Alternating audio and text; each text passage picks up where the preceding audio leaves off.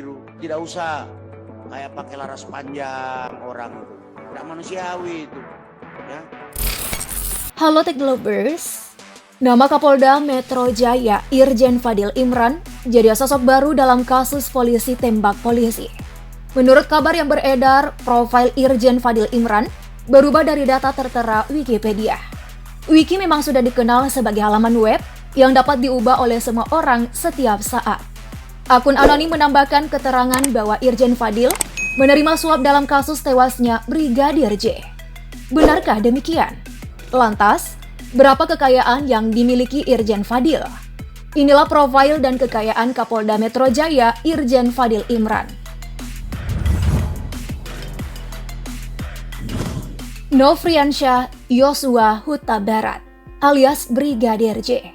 Dari berita yang sudah banyak membahas sosoknya, bahwa situs Wikipedia mencatat telah 2 kali penyuntingan artikel terkait Fadil Imran pada 22 Juli 2022. Artikel yang menjelaskan soal latar belakang kehidupan Fadil malah ditambah dengan kalimat yang menyatakan bahwa Fadil diduga menerima suap dari Kepala Divisi Profesi dan Pengamanan Irjen Verdi Sambo.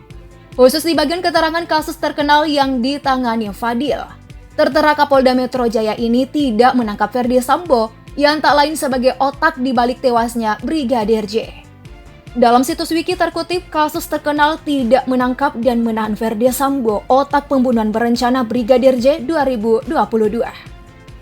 Kalau begitu, siapa yang mengubah data ini?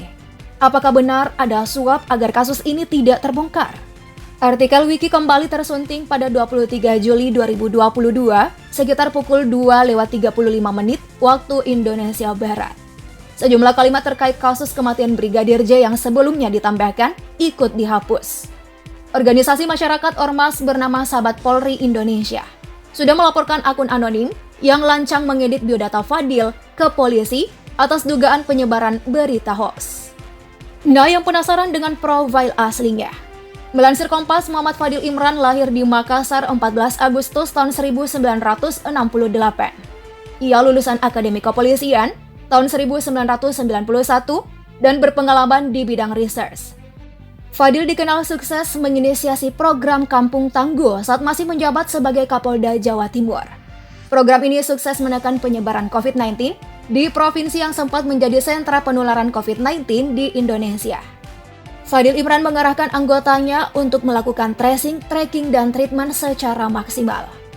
Berkat kecerdasannya dalam bertugas, tak lama kemudian setelah pelantikannya sebagai Kapolda Jawa Timur pada Mei 2020, Fadil Imran dipindah tugaskan ke Jakarta pada November 2020 untuk memimpin Kapolda Metro Jaya.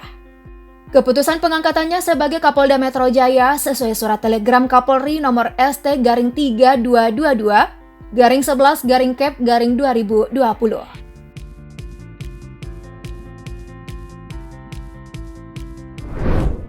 Karir Fadil Imran cukup panjang. Selama berada di instansi kepolisian, antara lain di tahun 2008 menjabat sebagai Kasat 3, Direktur Reserse Kriminal Umum Polda Metro Jaya, menjabat sebagai Kapolres KP3 Tanjung Priok. Di tahun 2009 menjabat sebagai Wakil Direktur Reserse Kriminal Umum Polda Metro Jaya. Di tahun 2011, Kasubdit 4 Direktorat Tindak Pidana Umum Barreskrim Polri dan menjabat sebagai Direktur Reserse Kriminal Umum Polda Kepri. Di tahun 2013, menjabat sebagai Kapolres Metro Jakarta Barat. Nah, di tahun 2015, menjabat sebagai Analis Kebijakan Madya Bidang Pidana Umum Barreskrim Polri. 2016, menjabat sebagai Direktur Reserse Kriminal Khusus Polda Metro Jaya. Di tahun 2018 menjabat sebagai Direktur Tindak Pidana Siber Barreskrim Polri dan berhasil membongkar sindikat Saracen serta Muslim Cyber Army. 2020 menjabat sebagai Kapolda Jawa Timur dan menjabat sebagai Kapolda Metro Jaya.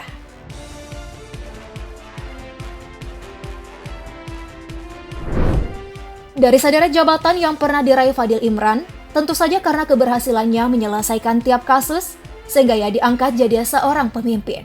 Sejumlah kasus terkenal sukses ditangani Fadil, seperti penangkapan tersangka mutilasi Rian Jombang di tahun 2008, penangkapan tersangka mutilasi Baikuni alias Babe di tahun 2010, penangkapan Hercules dan John Kay di tahun 2013, kasus pembajakan Warkop DKI Reborn tahun 2016, menjerat 325 orang tersangka dan 85 perusahaan atas kasus kebakaran hutan seluas 7.264 hektar.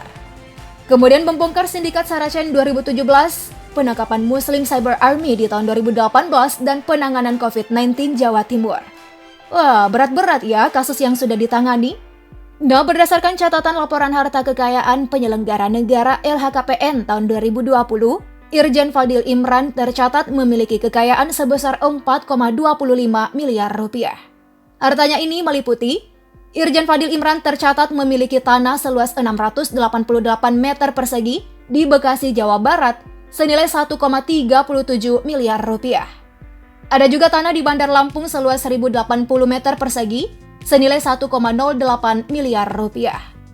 Harta jenis kedua transportasi dan mesin. Irjen Fadil tercatat memiliki mobil Toyota Innova Venturer tahun 2019 harga 300 juta rupiah. Fadil tidak memiliki harta bergerak lainnya dan surat berharga. Selanjutnya ada harta kas dan setara kas. Irjen Fadil tercatat memiliki harta ini sebesar 1,49 miliar rupiah. Mantan Kapolda Jawa Timur ini tercatat tidak memiliki hutang.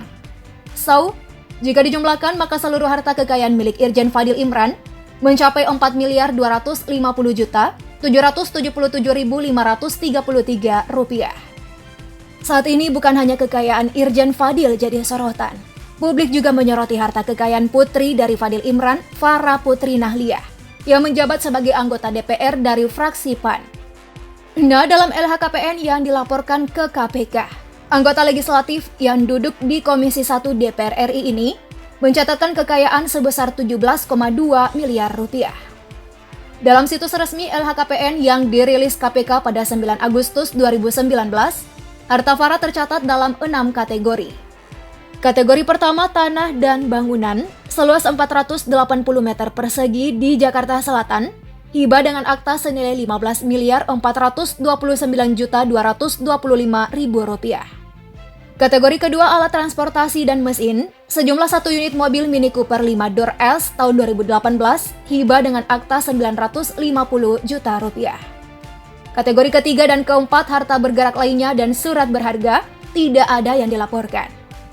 Kategori kelima kas dan setara kas senilai 857.257.028 rupiah. Kategori keenam atau harta lainnya tercatat nihil. Nah, dari total 6 kategori, Farah diketahui memiliki harta sebanyak 17.236.482.028 rupiah dan tidak memiliki tanggungan hutang. Munculnya nama Irjen Fadil Imran semakin membuat penasaran soal penyelesaian kasus ini. Jadi, ada berapa orang yang terlibat di balik tewasnya Brigadir J?